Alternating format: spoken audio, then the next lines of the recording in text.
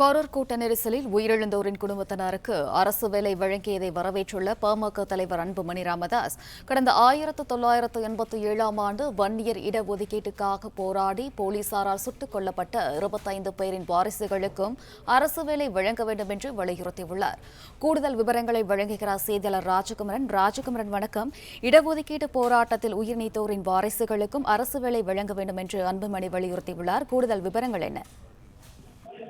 பாமக தலைவர் மருத்துவர் அன்புமணி ராமதாஸ் வெளியிட்டிருக்கக்கூடிய இந்த அறிக்கையிலே கரூர் கூட்ட நெரிசலில் சிக்கி உயிரிழந்த 41 பேரை சார்ந்த குடும்பங்களுக்கு அரசு பணி வழங்கப்பட்டுள்ளதற்கு வரவேற்பு தெரிவித்திருக்கின்றார். அதை விமர்சிக்க பாட்டாளி மக்கள் கட்சி விரும்பவில்லை என்று குறிப்பிட்டுள்ள அவர், அதே நேரத்தில் இடஒதுக்கீட்டு போராட்டத்தின் பொழுது 1987இல் சுட்டுக் கொல்லப்பட்டவர்களின் குடும்பங்களைச் சேர்ந்தவர்களுக்கும் அரசு வேலையும் பிற உதவிகளையும் வழங்க வேண்டும் என்று குறிப்பிட்டிருக்கின்றார்.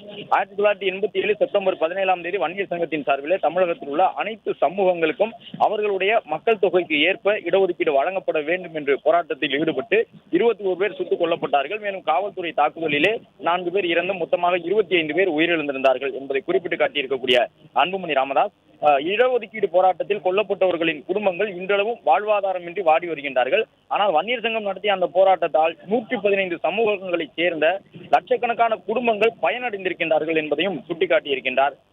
போராட்டத்தில் ஈடுபட்டு உயிரிழந்தோருடைய குடும்பங்கள் இன்னும் அடிமட்டத்தில் தான் இருக்கின்றன.